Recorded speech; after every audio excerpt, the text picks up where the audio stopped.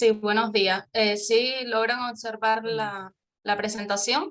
Sí, sí se aprecia bien. Adelante. Sí, bueno, como se aprecia, el título de mi investigación es Construcción simbólica del racismo y relaciones asimétricas de poder dentro del contexto digital cubano. Un estudio de las expresiones culturales del Estado y los colectivos sociales independientes.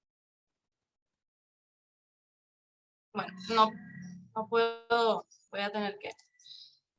Para colocar un poco en contexto, creo que es preciso comentarles algunas de las observaciones empíricas que me motivaron a la realización de la presente investigación. La problemática racial en Cuba, a partir del triunfo revolucionario en enero de 1959, involucra distintos y complejos debates que se desarrollan en un contexto confuso. Cuando el líder revolucionario Fidel Castro Ruz decretó resuelto el problema racial en Cuba, ignorando que resulta insuficiente un discurso o una ley para eliminar un mal que aquejó a la isla por siglos y que estuvo en el imaginario social. Barbarie, sometimiento al negro, discriminación racial. A partir de entonces, el racismo se convirtió en un tema tabú dentro de la sociedad cubana y se trasladó a espacios más privados. No obstante, con la llegada del periodo especial en los años 90, cuando tan pronto se retira el estado de bienestar en Cuba, vuelve a salir a la luz el racismo y sus vestigios. Esto hizo que emergiera en la sociedad dos discursos opuestos entre sí. Uno defendido por el Estado, en Cuba no existe ya el racismo, y otro defendido por colectivos sociales que aseguran que el racismo todavía permanece en la isla. Entonces, mi principal preocupación es por qué en Cuba se asume colectivamente la inexistencia del racismo cuando es un mal que todavía está inserto en la sociedad, o por qué la mayoría de los ciudadanos, siendo racistas, no se reconocen tal cual. Con estas interrogantes como base, me inserto en el desarrollo de la presente tesis, donde pues pretendo observar el racismo a través de la concepción de forma simbólica de John B. Thompson. Esto quiere decir, y observando el racismo desde la perspectiva de Thompson, lo voy a entender no desde la práctica social, sino desde el sentido y significado que se le atribuye a a esta estructura, en esta estructura social, o sea, el significado que se le atribuye al racismo en la estructura social donde se inserta pues afecta. Por tanto, construir simbólicamente el racismo en la actualidad cubana como un fenómeno social y cultural significa dilucidar las ideas de racismo que circulan en la vida social. Esto es todo lo que se expresa, todo lo que se dice, todo lo que se afirma y lo que significa el racismo dentro de la sociedad cubana. Con la finalidad de lograr este objetivo, extraer entonces la constitución significativa de las expresiones culturales del racismo emitidas por el Estado y por los colectivos sociales independientes en el contexto digital cubano. De acuerdo con Thompson, se debe descifrar entonces capas de significados, describir y redescribir acciones y expresiones que son ya significativas para los individuos mismos que las producen, reciben e interpretan en el curso de sus vidas diarias. Entonces, para completar el proceso de análisis, necesitaré no solo tener en cuenta las características típicas de los contextos sociales, que dicho sea de paso se pueden clarificar mediante el concepto de campo de interacción de Pierre Bourdieu, que en este caso me estoy refiriendo al contexto cubano, al campo de interacción cubano, sino también que tengo que tener en cuenta las instituciones sociales que estoy colocando al centro del estudio, es decir, el Estado y los colectivos sociales independientes. Y aquí abro paréntesis porque creo importante aclarar que en la investigación entiendo el Estado desde la concepción de Thompson como una estructura que posibilita ciertas prácticas sociales que están ya reconocidas y como una institución paradigmática que privilegia el ejercicio del poder político y simbólico y que desde su soberanía regula la sociedad. De igualmente, entiendo a los colectivos sociales independientes desde Thompson como una institución sedimentada resultado de las prácticas sociales que se repiten e identifican en una larga temporalidad. Ahora bien, para identificar el universo de sentido sobre el racismo que construye el Estado cubano, me voy a estar concentrando en observar a individuos cuyos discursos responden al de este y los reproduce. Y me estoy refiriendo específicamente a los periodistas oficialistas, que más adelante estaré profundizando en esto.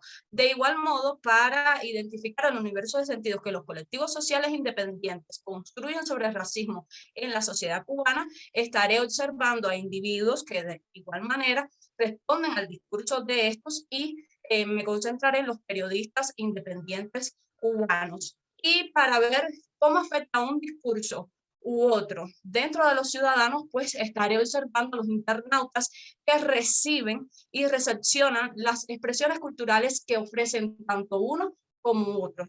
¿Qué hacen con esto? ¿Cómo ven entonces y qué sentido y significación le dan al racismo en sus vidas diarias? También será necesario aquí tener en cuenta la estructura social del campo, esto es las diferenciales sistemáticamente asimétricas. Tendré en cuenta los medios de información y comunicación, que en este caso me concentraré en Internet, así como los escenarios espaciotemporales donde, o sea, que estos incluyen. Ahora bien, la confusión más grande sobre este asunto es probablemente las variadas perspectivas desde las cuales lo vislumbran y discuten cada una de estas grandes instituciones sociales que estoy poniendo al centro de la investigación, el Estado y los colectivos sociales independientes, y a su vez la repercusión de estas en los ciudadanos.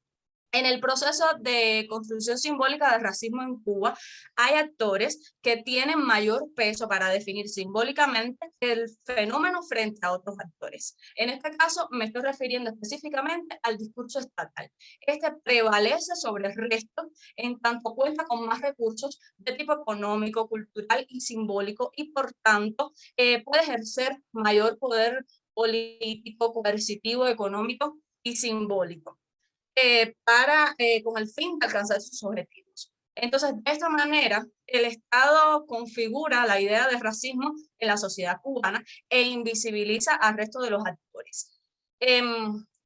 Desde el punto de vista simbólico, resulta interesante el hecho de que suceda esto, precisamente porque esto es lo que guía la acción de los sujetos, precisamente porque esto, por esta razón, se asume que en Cuba no existe el racismo cuando sí existe, o muchos pueden ser víctimas del racismo sin darse cuenta. Por esta razón, mi pregunta de investigación es cómo se construye el racismo en el contexto digital cubano, desde las expresiones culturales producidas, transmitidas y recibidas por el Estado y los colectivos sociales independientes. Y asimismo, mi objetivo general es describir el proceso de construcción simbólica del racismo en el contexto digital cubano, desde las expresiones culturales del Estado y los colectivos sociales independientes. Ahora, los conceptos fundamentales que servirán como base para el análisis y que definiré a continuación serán formas simbólicas, campo de interacción, instituciones sociales e individuos. De acuerdo con Thompson, las formas simbólicas son construcciones simbólicas a través de las cuales los individuos se comunican entre sí y comparten experiencias y creencias. A su vez, producen, transmiten y reciben en estas expresiones culturales en un campo de interacción determinado, y estas instituciones e individuos están colocados en este, por supuesto, campo de interacción.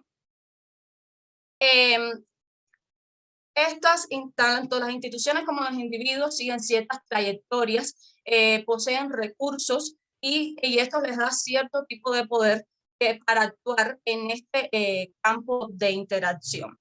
Los individuos que participan en la reproducción y recepción de la forma simbólica saben de antemano que esta puede pasar por procesos de valoración, y por eso emplean estrategias para de alguna manera aumentar el valor simbólico o económico de sus expresiones culturales en este campo de interacción. Estas estrategias, a su vez, están en correspondencia con las posiciones que estos individuos ocupan dentro del campo de interacción. Por ejemplo, los que ocupan posiciones dominantes pueden emplear estas estrategias de diferenciación, burla o condescendencia. Los que ocupan posiciones intermedias, estrategias de moderación, presunción y devaluación. Y los que ocupan posiciones subordinadas, pues pueden emplear estrategias de visibilidad, designación respetuosa y rechazo.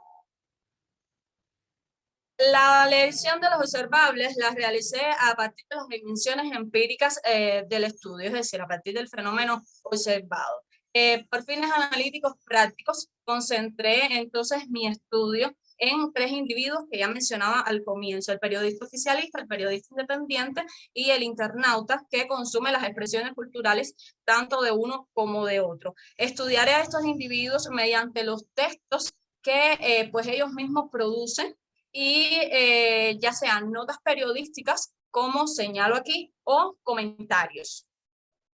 El periodista oficialista en el campo de interacción, y de acuerdo a lo que Thompson denomina, a las posiciones que Thompson denomina, pues ocupa una posición dominante, el periodista independiente una posición intermedia y el internauta una posición subordinada.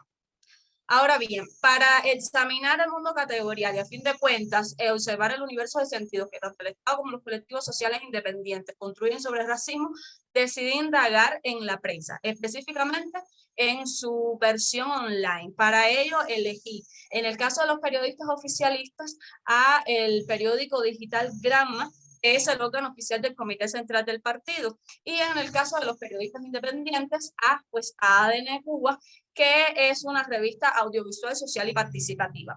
En la investigación, las expresiones culturales aluden precisamente pues, a las notas periodísticas y a los comentarios que realizan los internautas sobre estas notas que tienen el racismo como centro.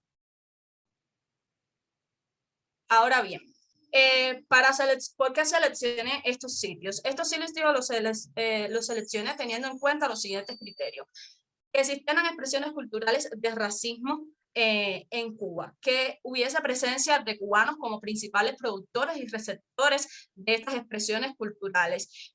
Observé el número de visitas, suscriptores, reproductibilidad y generación de debates establecidas con estas. Esto porque son los internautas precisamente uno de los individuos sometidos al análisis, y además me interesó que fueran en este caso portales generalistas y no especializados, porque aunque desde el medio independiente sí existen revistas especializadas en minorías, desde la oficialidad no existen este tipo de revistas. Entonces, en cuanto a la selección de las notas periodísticas de racismo publicadas en estos sitios, tuve en cuenta el periodo comprendido entre 2019 y 2021. El 2019 porque se creó desde el gobierno un programa nacional contra la discriminación racial, y el 2021 porque sí ocurrieron importantes cambios económicos, políticos y sociales que afectaron directamente a la temática racial. Entonces, para seleccionar específicamente las notas que voy a analizar, tuve en cuenta que el tema central fuera el racismo en Cuba, que desde el artículo tratara de una manera explícita o implícita, se tratara de resaltar las ideas del racismo que existen en la sociedad, de alguna manera respondieran a las preguntas: ¿qué es el racismo en Cuba? ¿Qué representa el racismo para la sociedad cubana? ¿Qué se dice del racismo? ¿Qué dice el individuo productor de la expresión cultural sobre el racismo? ¿Y qué dicen los individuos que reciben estas expresiones culturales, además de que sean artículos producidos y recibidos por cubanos, como ya mencionaba anteriormente? Ahora, para el estudio de la forma simbólica, Thompson propone el marco metodológico de la hermenéutica profunda como el indicado para trazar las líneas de investigación. La hermenéutica profunda sintetiza el sentido interpretado por el investigador y se distingue en 3 fases: el análisis sociohistórico, el contexto, el análisis formal o discursivo y la reinterpretación o interpretación y reinterpretación de estos textos. Aquí yo pongo pues qué haría en cada una de las fases de la investigación. Por ejemplo, en la primera fase sintetizaría las condiciones sociales e históricas generales del contexto donde se producen, transmiten y reciben estas expresiones. Resumiría los recursos y espacios de enunciación empleados en la producción, transmisión y recepción, desde las etapas previas hasta la actualidad, con la emergencia del contexto digital en Cuba. Y pues analizaría el campo de interacción digital como un espacio de posiciones, un conjunto de trayectorias y bueno, otras cuestiones que me planteo aquí. En la fase 2 analizaría las expresiones culturales del racismo en el contexto digital cubano y pues obtendría su constitución significativa, determinaría y corroboraría las posiciones de los individuos reflejados en las notas periodísticas y extraería las estrategias de evaluación que utilizan cada uno. Y en la fase 3 de interpretación, pues explicaría todo lo que la forma simbólica de racismo es en el contexto digital, o sea, en el contexto digital dice y representa dentro de la sociedad cubana, resumiría el proceso de construcción simbólica y pues analizaría la manera en que las relaciones asimétricas de poder han tenido repercusión sobre las ideas de racismo en la Cuba del siglo XXI.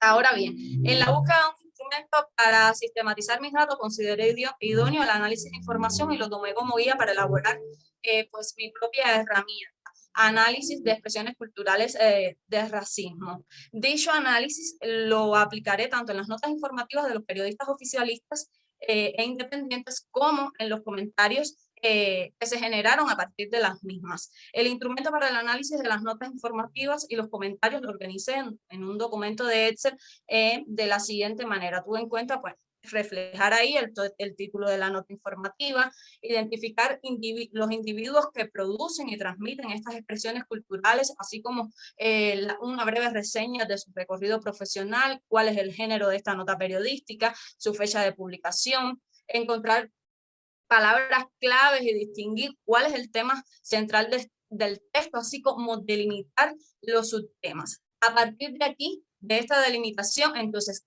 ¿qué se dice del racismo en Cuba? Determinar los individuos e instituciones sociales que están reflejados dentro de la nota, explicitar la posición que ocupan estos en el campo de interacción, identificar cómo representan a este individuo o instituciones sociales en correspondencia con el racismo en Cuba, distinguir si emplean alguna estrategia de evaluación de acuerdo con su posición en el campo, es decir, qué dicen de sí mismos y de los individuos de los que hablan y cómo los representan, y pues bueno, reconocer el uso de otras estrategias en la propuesta de Thompson. Aquí tenía, o sea, este es mi instrumento en Excel, no se ve bien, más o menos aquí recogería la información. Estas son las diferentes estrategias que pudieran estar presentes de acuerdo con Thompson, y aquí dejo un espacio para estrategias que quizás Thompson no mencionó y pudiera pues identificar.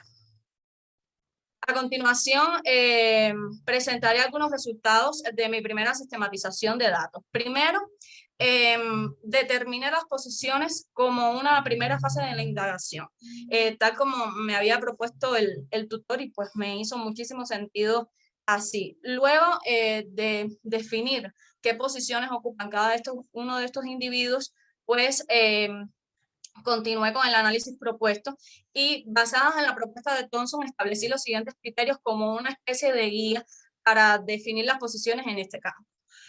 Toda referencia al Estado ocuparía una posición dominante, todo lo contrapuesto, pero todavía con algunos recursos, una posición intermedia, y pues los menos favorecidos una posición subordinada. A partir de aquí establecí en la prueba piloto, y bueno, estableceré en el resto del análisis las siguientes relaciones.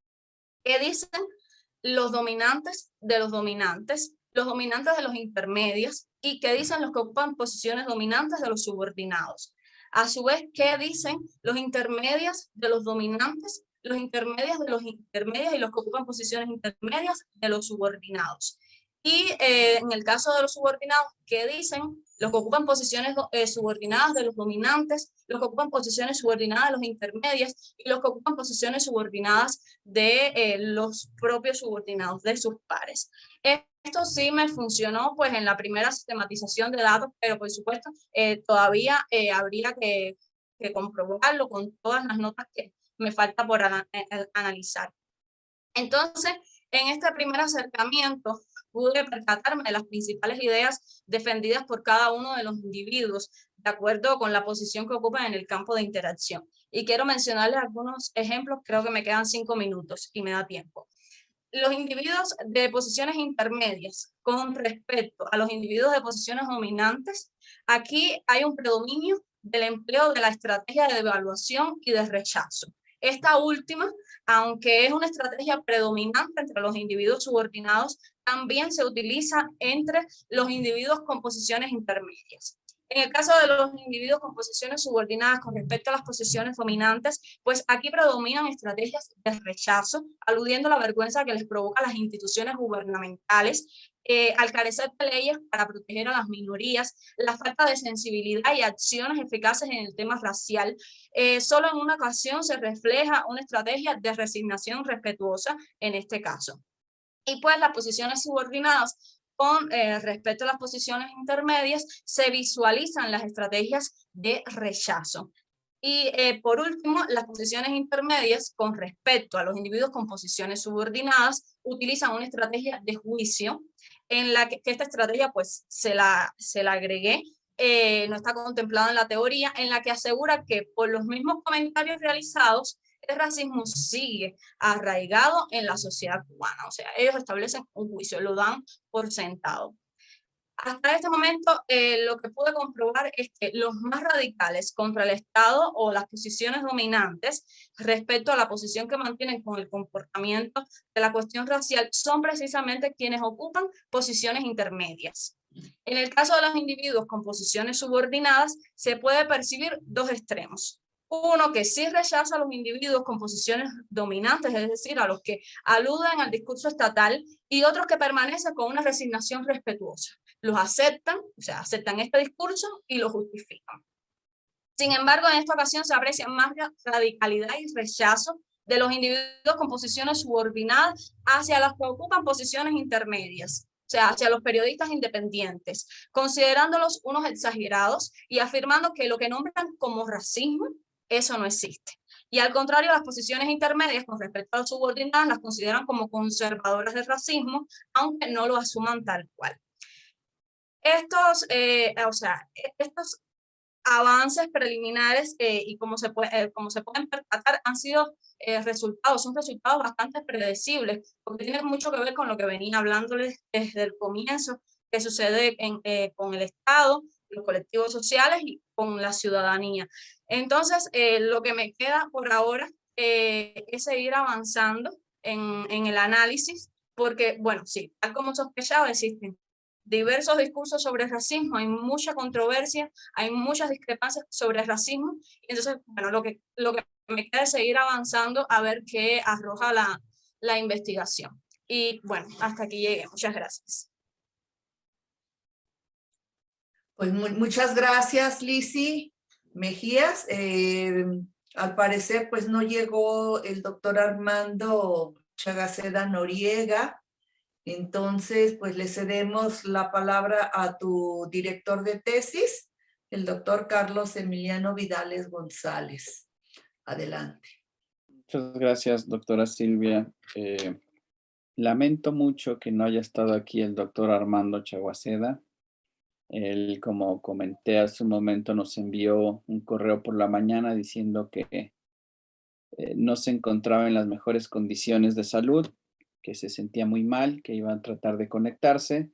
Supongo que se siguió sintiendo mal y lamentablemente no pudo estar aquí. Tampoco nos mandó algún documento o algo para comentar el día de hoy en su nombre, lo cual pues lamento mucho porque teníamos mucho interés de escuchar sus comentarios. Él leyó el trabajo de Lizzy el semestre pasado, incluso propuso otros interlocutores con quienes pues lamentablemente no logramos establecer contacto, pero pues teníamos el interés de escuchar qué tenía que decir ya con los avances de este semestre.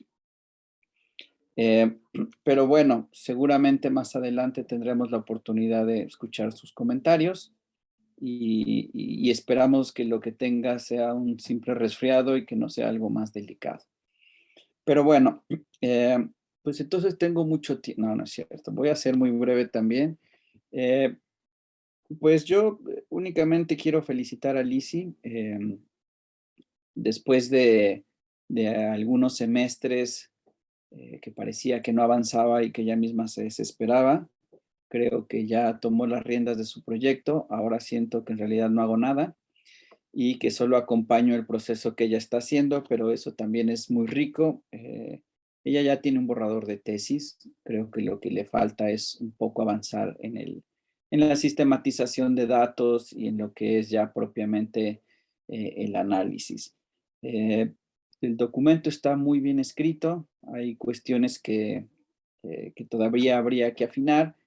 Entonces, pues mis comentarios van a ir en otro sentido, Lizzy, en el sentido más de discutir algunos de los posibles caminos que quedan adelante y replantear algunos asuntos que quizá están ahí todavía como pendientes. Releyendo el documento en su conjunto, me parece que tienes ya superado todo el asunto estructural de la tesis, preguntas, objetos, problemas, y entonces podemos pasar como a otra dimensión más de debate sobre lo que estás tú trabajando. Y entonces ahí quiero poner o hacerte un comentario muy puntual sobre el concepto de construcción simbólica del racismo.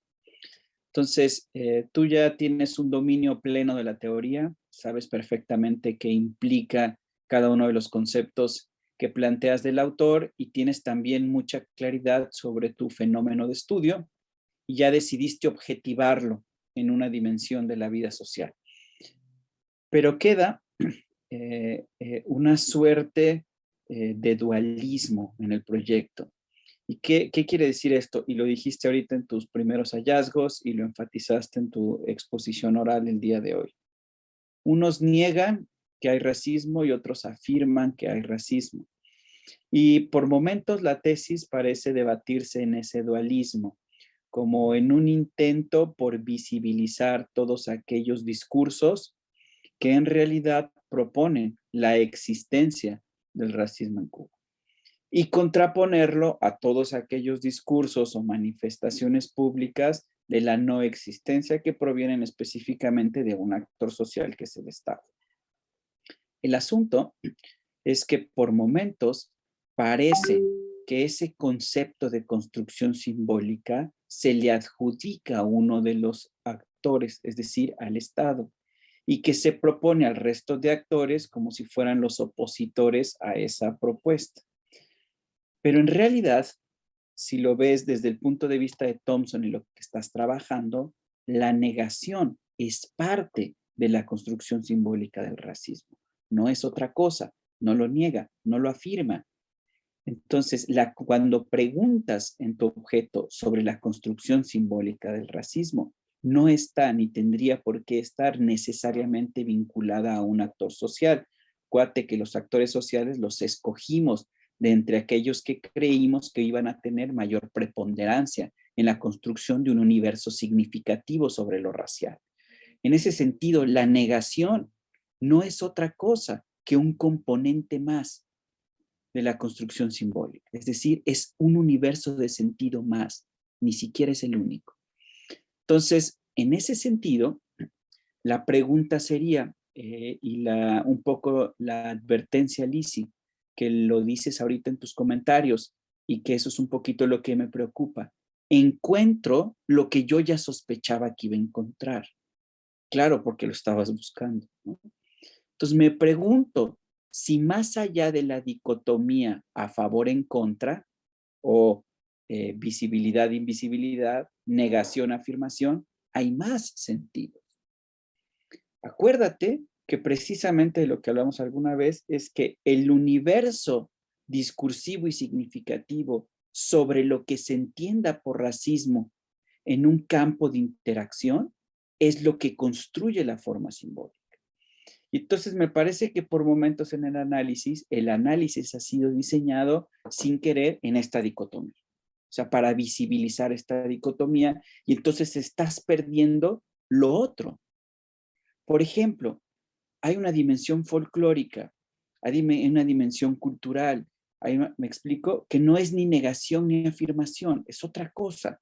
Y entonces esos otros universos de sentido que están ahí objetivados se están perdiendo en el análisis porque estás buscando una dicotomía que ya está planteada de inicio. Pero insisto, si colocamos a la negación como un componente más, no como lo que va, es un componente más de esta cosa que llamamos construcción simbólica. Ahora, ¿eso qué implicaciones tiene? Y que creo que es importante porque tú ya te estás acercando al cierre, es decir, a donde todo este universo de datos los tienes que convertir en un nivel interpretativo que te lleven a contestar tu pregunta y que te lleven de regreso al objeto.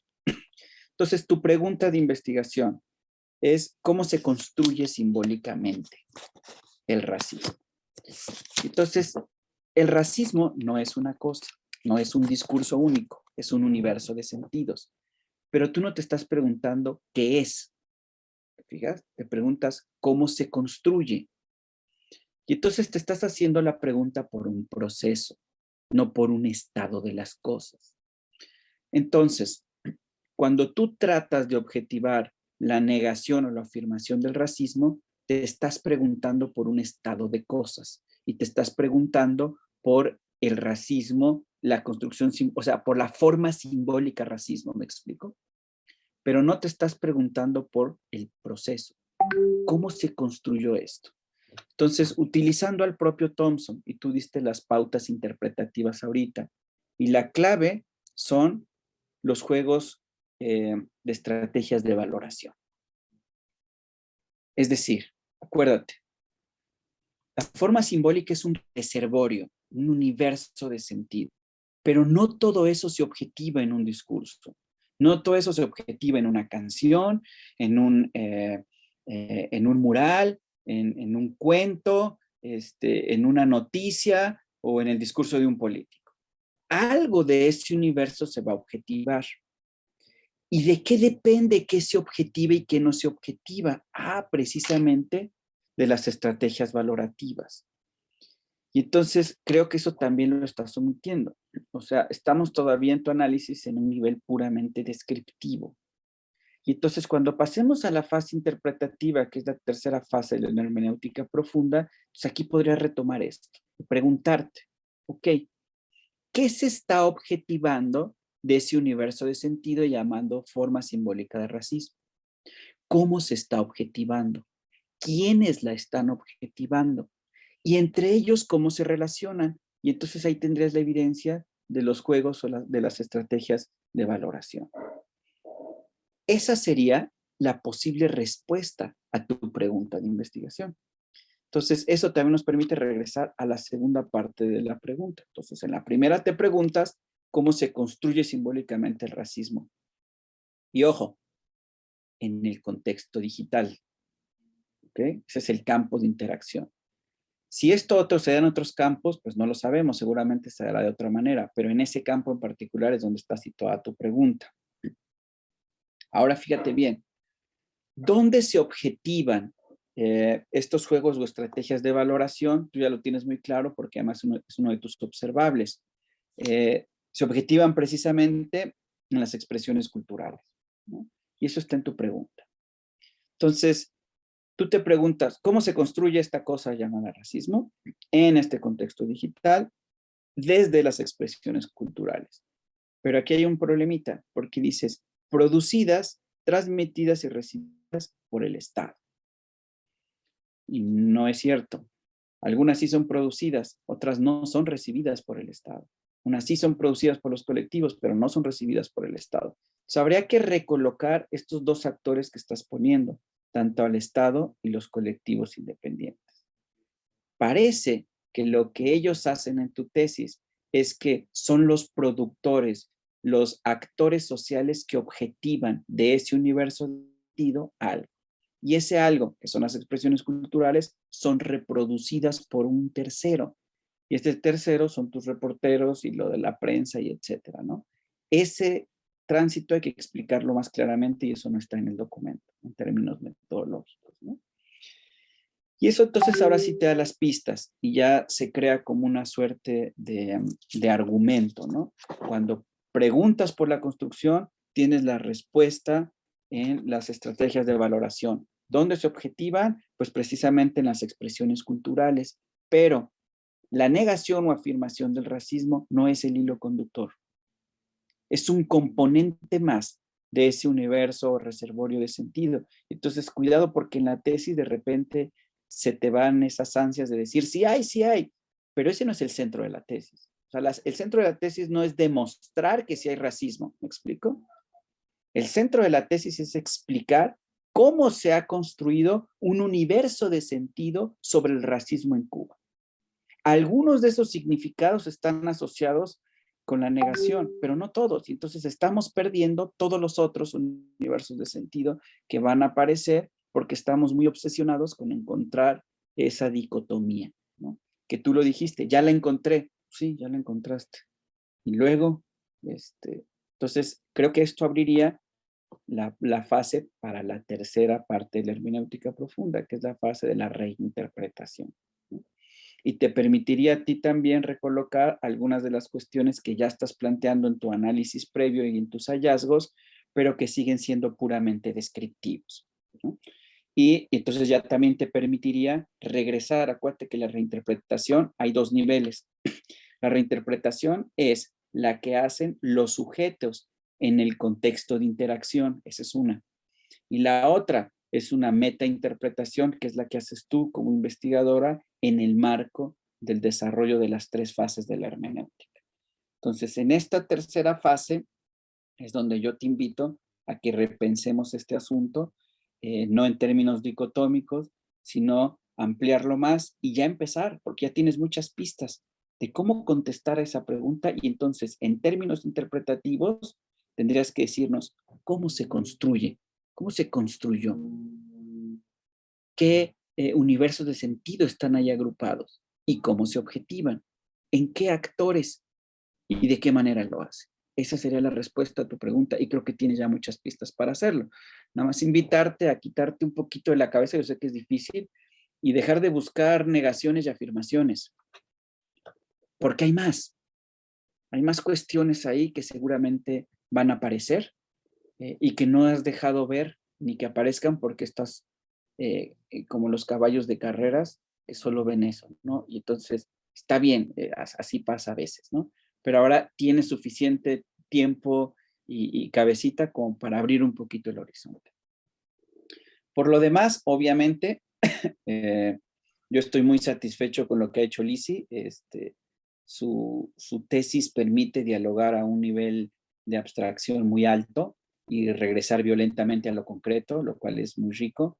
Estoy seguro que la propuesta que está haciendo va a tener implicaciones importantes posteriormente. Entonces, pues no me queda más que felicitar mucho a Lisi por su trabajo, por su esfuerzo, por su dedicación, por los 8,000 cuadros de congruencia que hizo, por los 20 intentos fallidos y etcétera. Creo que es una muestra fehaciente de que este no es un camino sencillo, pero que si uno toma en serio el universo teórico, el universo empírico y todo lo que intentamos hacer en este posgrado, pues los resultados pueden ser muy alentadores. Entonces, pues nada más, muchas felicidades, Lisi. Eso no quiere decir que ya se acabó, quiere decir que viene la parte más divertida, que es ver todo esto para qué sirvió. Entonces, no hay que bajar los brazos, hay que concentrarse en el cierre, y bueno, ojalá que más adelante podamos tener también los comentarios de tu lector. Por mi parte sería todo, doctora Silvia. Pues muchas gracias, doctor Vidales. Y bueno, dejamos abierto este espacio para si hay alguna pregunta, algún comentario, lo que sea de parte de los compañeros, de los profesores, de esta interesante exposición y retroalimentación, tanto de parte de Lisi como del doctor Vidales. Felicidades, aprovecho porque sí parece que vas bastante avanzada, entonces quiere decir que el próximo semestre va a ser, como dice el doctor Vidales, pura diversión.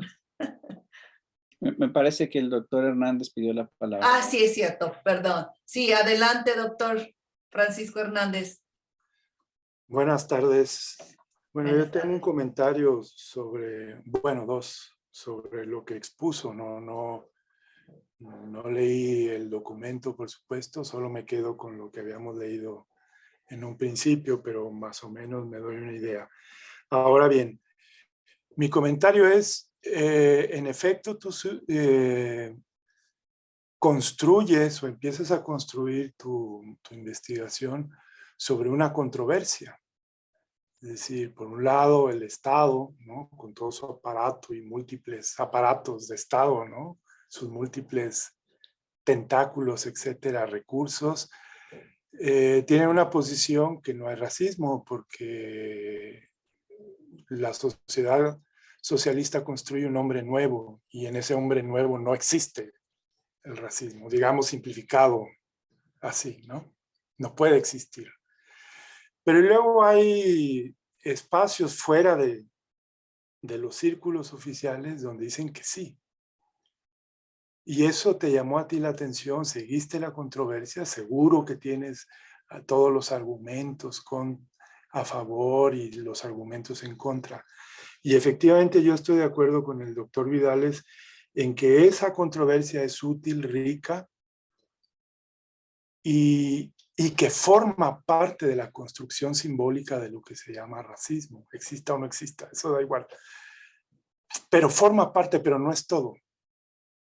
Entonces, cuando tú pones en el título que es la construcción simbólica, nos hacen falta cosas, ¿no? ¿Qué son esas cosas? Entendido de que la controversia, en una controversia, contribuye a la construcción simbólica, pero no lo es todo. ¿Qué más hay? Eso sería un comentario, ¿no? General. Y luego otro que no acabo de cuadrar muy bien es lo del contexto digital. Es decir, si recuerdo yo a Thompson, bueno, el medio va a tener una influencia en lo que se dice, cómo se dice, etc.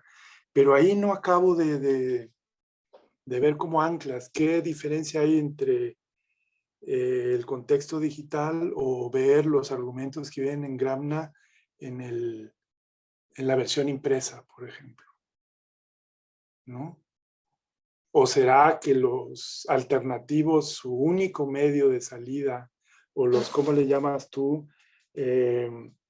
Los independientes, ¿no? Las voces independientes o argumentos independientes solo tienen cabida en el contexto digital. Entonces ahí tendría un poco más de conexión hablar de contexto digital. Bueno, esos son comentarios generales, es nada más para que tomes nota y que ayuden a la reflexión. Gracias. Gracias, doctor Hernández. ¿Alguna otra pregunta, comentario? Si no, pasamos a que responda Lizzy, si gustas retroalimentarnos. Sí, muchas gracias al doctor y al profesor Francisco por los comentarios y las recomendaciones. Y sobre esta última pregunta, profe, sobre por qué el contexto digital. Sí, usted lo decía muy bien, porque precisamente donde único tienen visibilidad estos colectivos sociales independientes o estos periodistas independientes a los que yo me estoy refiriendo específicamente es en el contexto digital. Incluso con muchísimas dificultades para llegar a todo el público digital cubano porque es prohibido, prohibido su circulación dentro del contexto digital cubano, pero aún así se van imponiendo. Y porque precisamente donde pudiera haber, además, qué opinan los ciudadanos en general, que es lo que denomino aquí los internautas, que son los que intervienen en este contexto digital, pues lo pudiera ver más fácilmente aquí, aunque si me fuera al mundo offline pudiera igual hacer entrevistas y demás, pero básicamente por esto, porque es el lugar donde puedo ver a todos los individuos que estoy proponiendo, con todas sus dificultades que también pues se reflejarán en la tesis. No sé si respondí a la pregunta. Sí, adelante, doctor Hernández. Sí, entonces si es así, ese es un reto interesante, cómo esta particularidad digital versus una institución analógica, podemos decir así como el Gramna, aunque tenga una versión digital, cómo esto contribuye a la construcción simbólica del racismo. En términos teóricos, al menos de Thompson, tendrías algo que decir con eso, ¿no? que es parte del contexto de producción. Solo lo digo, yo no sé cómo vaya, pero te plantea un reto importante a resolver. Sí, muchísimo. Incluso conversaba con el tutor en alguno de nuestros encuentros cómo Thompson plantea que los medios de información y comunicación revolucionan todo, ¿no? Y lo que observaban en este aspecto es cómo la vida sigue igual. Y ahí vamos un poco en contra de Thompson, a pesar de que pues ya se está viendo estos temas, porque el racismo era un tema del cual no se hablaba en Cuba. Surgen los periodistas independientes de manera aislada y muchos no sabían ni que existía otra voz y otro criterio de la sociedad o de racismo. Hay un incremento en el acceso a Internet en Cuba y pues comienza a llegar un poquito más, pero ¿ha resuelto algo? Es uno de los supuestos que tengo, ¿no? Y una de las preguntas que me hago. ¿Realmente los medios de información y comunicación o Internet en este caso está resolviendo algo o se está viendo de manera diferente el racismo?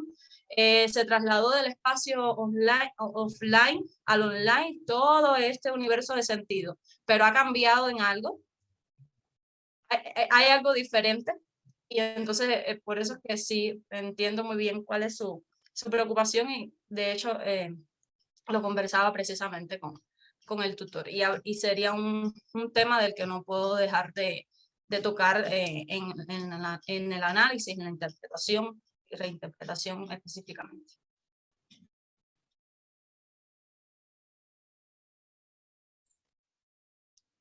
Pues Sí, muchas gracias. como nos Sí, quedan unos minutitos, nada más sí. diría ahí que retomo algunas de las críticas que ha hecho alguna vez el doctor Francisco Hernández sobre esta idea de sobrevalorar lo nuevo de los medios y que gracias a eso todo cambia. Precisamente algo de lo que estaba descubriendo Lisi es que lo que tenemos es la replicación de ciertas estrategias y la misma, o sea, el tema central o el problema central de la asimetría de poder simplemente se trasladó a otro campo de interacción. Entonces, si uno le quita la novedad, este adjetivo de que todo es nuevo y que posibilita y que por fin, y si le quitamos ese discurso utópico y en cierto sentido, intentamos colocar ahí la pregunta más en forma, entonces lo que hacemos es que convertimos el contexto digital en un campo de interacción. Y que ese campo de interacción, pues es el concepto de campo de Thompson está basado en el concepto de campo de Bourdieu, ¿no? Entonces ahí lo único que hay que encontrar son el tipo de prácticas que se desarrollan y las estructuras que las posibilitan. Entonces no hay ningún problema en convertir en ese entorno en un campo de interacción. Y la pregunta que hace Francisco es muy importante porque eso es precisamente parte de la crítica o lo que hasta cierto punto también asombró a Lisi, que en términos de estructura y en términos de replicación de las asimetrías de poder en campos de interacción no digitales es lo mismo. Y entonces es una crítica fuerte a estos otros discursos más optimistas, más no sé qué, pero efectivamente, además de esta dicotomía de si hay no hay, en realidad es que me parece que sería muy simplista responder así, ¿no? Si en realidad lo rico de la pregunta es ¿qué más hay? Por ejemplo, el contexto digital en términos de campo de interacción posibilitó la emergencia de nuevos significados sobre el racismo. Se puede decir, es que antes no había discursos sobre el racismo. Sí, sí había, porque Lizzie me ha comentado que está en la música, está en canciones, estaba en murales. Todos estos son elementos en los que se objetiva la forma simbólica de acuerdo a Thompson. O sea, esos son medios de comunicación y ahí estaban. Entonces, tampoco hay nada nuevo. Es decir, que un periódico se vuelva digital no le cambió nada a la vida social en términos de posibilidades expresivas, es decir, en términos de Thompson, de recursos, ¿no? Entonces, la pregunta sí es interesante, es decir, el campo de interacción digital posibilitó la emergencia de otro tipo de significados sobre el racismo en Cuba, posibilitó otro tipo de estrategias de valoración, posibilitó, etcétera, ¿no? Y entonces ahí sí creo que tendría Lisi mucho que decir y mucho que estudiar, ¿no?